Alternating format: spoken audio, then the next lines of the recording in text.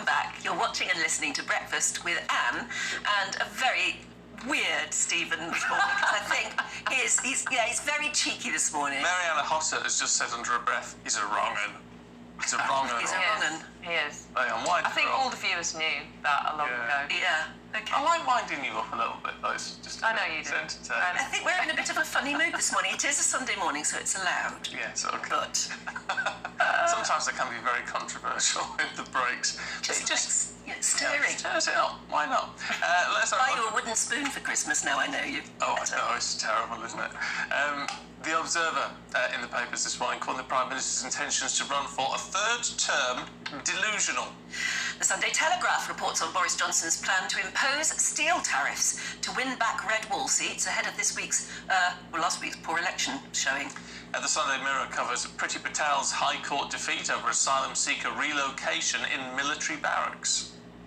The Express leads on the Attorney General's plans to crack down on militant unions ahead of the planned summer strikes. So, let's see what Mariana Hotter and Kevin Schofield make of some of those. Oh, I'm sorry, Marianne. Anyway, we'll start with Kevin. Okay. Yeah. Just for the heck of it. No offence. Mail on Sunday looking at Tory rebels. Yeah, so apparently, according to Mail on Sunday, Boris Johnson's big idea for him to shore up his leadership is to have a load of barbecues at Chequers. Oh, a party! This summer.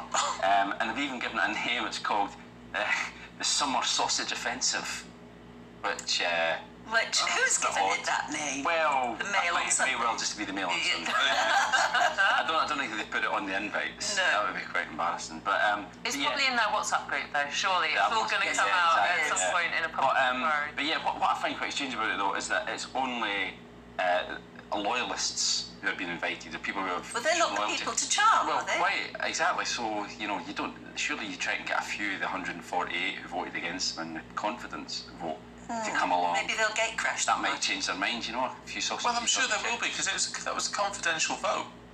But Grant Shapps has got his spreadsheet.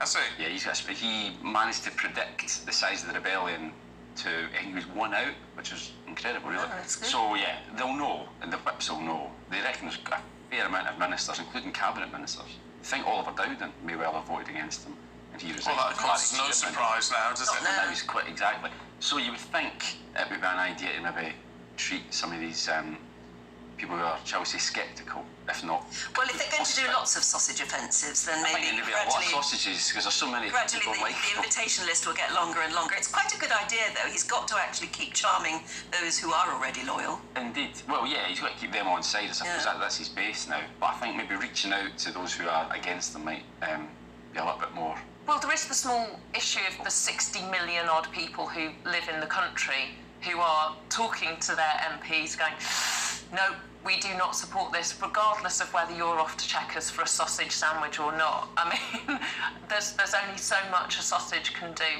Grant Shapps is my MP. I don't care whether he eats a sausage or not. That Prime Minister is dreadful. Will Priti Patel be on the list, I wonder, on the invitation list, I wonder? I would very much imagine so. Because she's on the front page of the Mirror, having caused another scandal, allegedly. Yes. So, I mean, I guess in some ways this gives Boris Johnson a bit of breathing room because someone else is getting absolutely pummeled. Rightly so.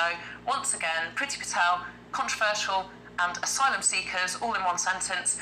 But not Rwanda this time. No, for once. This is the Napier Barracks, which is in Folkestone in Kent. It's been in the news previously.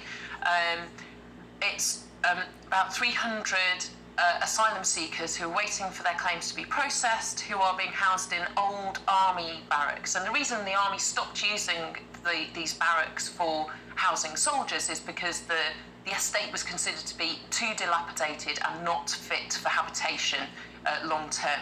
However, Priti Patel has put these asylum seekers there,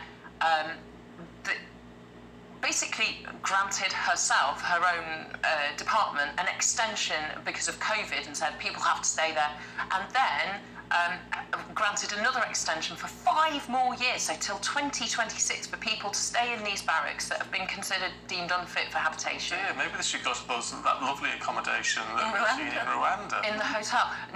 Well, discuss. Now, bear in mind, this is not a European court who's decided that this is illegal. This is very much a UK court. They've said, basically, what she's done is not legal. It's not right for the community who live near the barracks because there's lots of division. It's against local planning because basically you've got 300 people in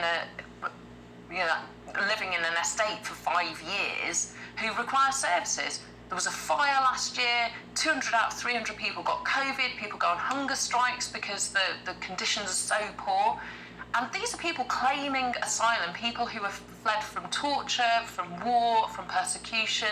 And we kind of owe it to ourselves to do better than that. These people who've come over illegally, though, or people who've sort of followed the approved route. Well, what approved route is there for escaping torture or there's a way to claim asylum under international law, at which point your claim ought to be considered fairly and transparently. And while that is happening, you need to be safe. And at the moment, the people in Napier Barracks, as decided by a British judge in a British court, that is not the case. And nonetheless, Priti Patel is attempting to press ahead.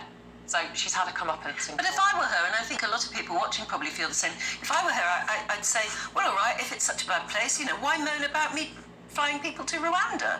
They've got, much nicer accommodations there. Why don't we just put those 300 people on a plane to Rwanda?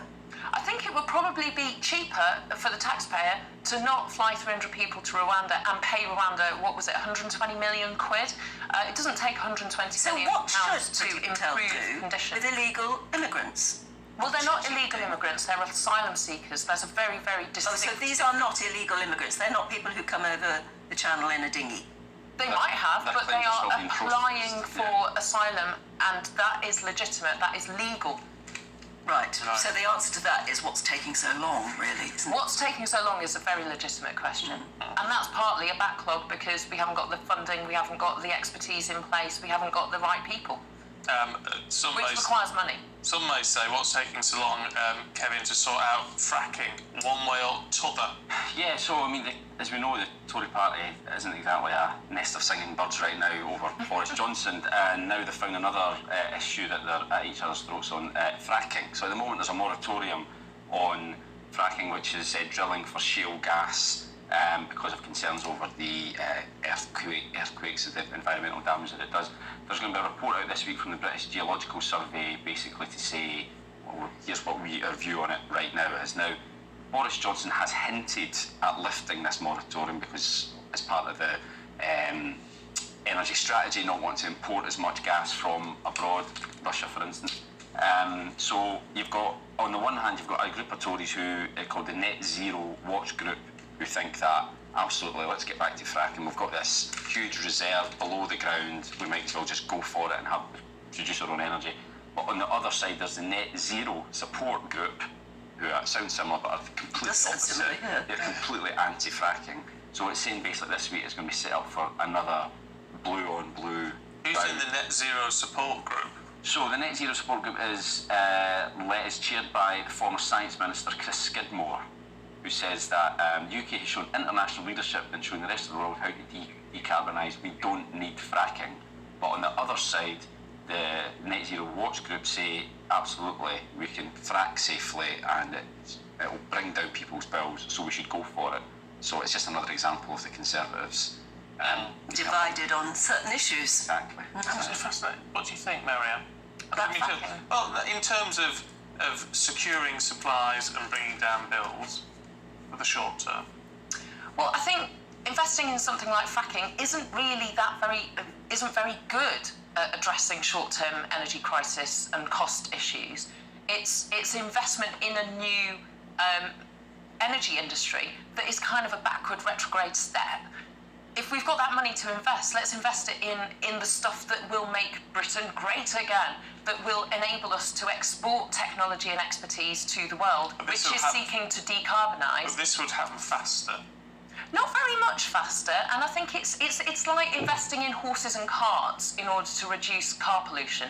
It's backward. Go forwards. Go forwards, go greener, because greener is the future. Greener is the way to have a more prosperous, more sustainable, more economically viable Britain, and a kind of a more global Britain.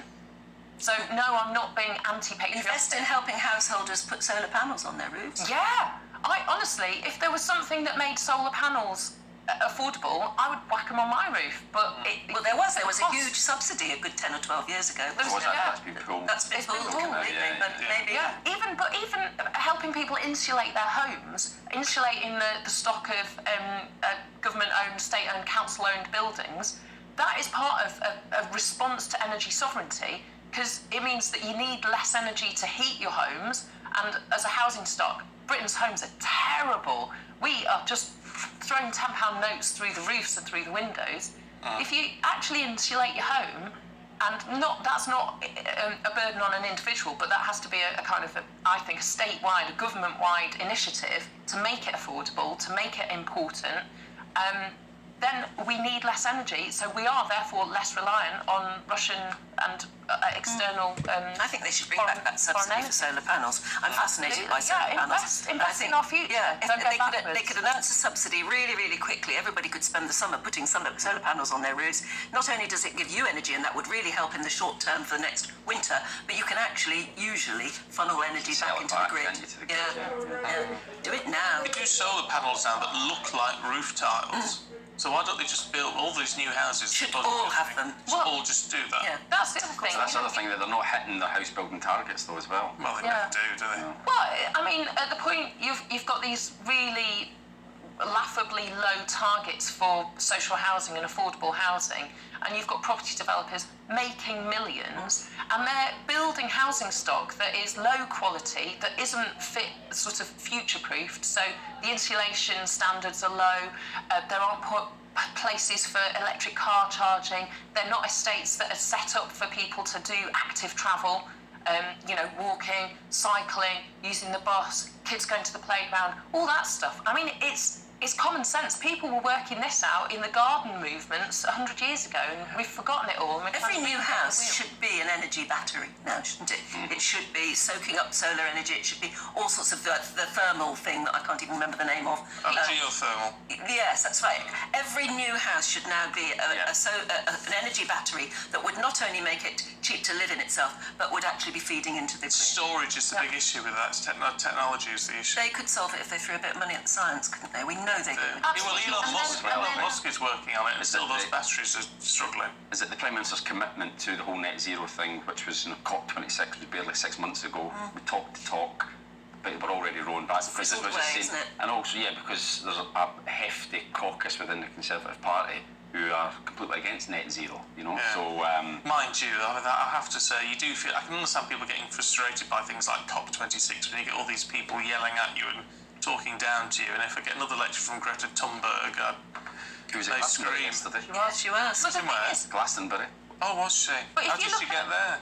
Did she walk? Come on, Greta Thunberg is brilliant. If you look at places if you look at places like those industrial heartlands in the northeast, in the kind of forgotten bits of the coast, all those places that used to have heavy industry, they could be absolute heartlands for green energy infrastructure, building wind turbines, building new battery packs, all that stuff.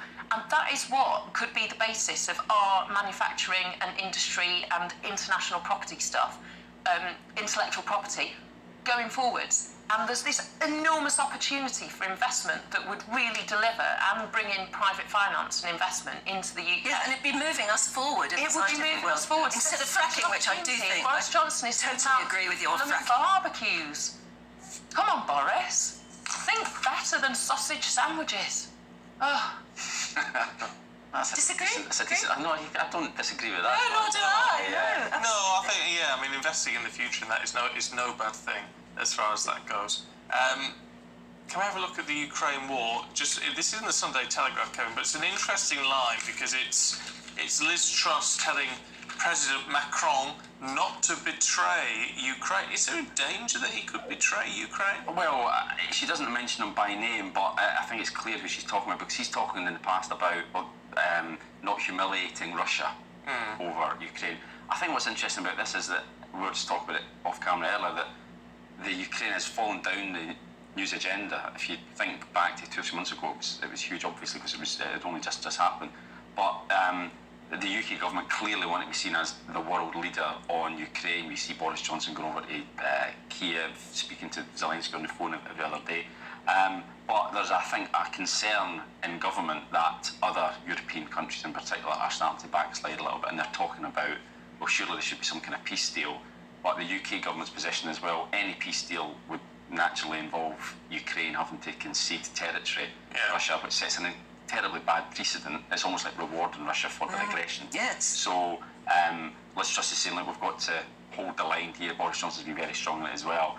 I just wonder, though, other countries are starting to roll back a bit. Interesting point. Kevin, Marianne, thank you both very much indeed. It's been fun. Any word for the work-shy Britons that Charlie Mullins was talking about earlier, just in 5 seconds? Work smarter, work harder, but that doesn't necessarily mean work longer hours. Oh, right. There you go. There you go. There you go, Charlie. That's my response. Let us know what you think. Oh, I love a bit of a Controversy. Yeah, mixing. You like stirring. Oh, That's I what do. you like doing. GBViews at gbnews.uk. Here's your weather.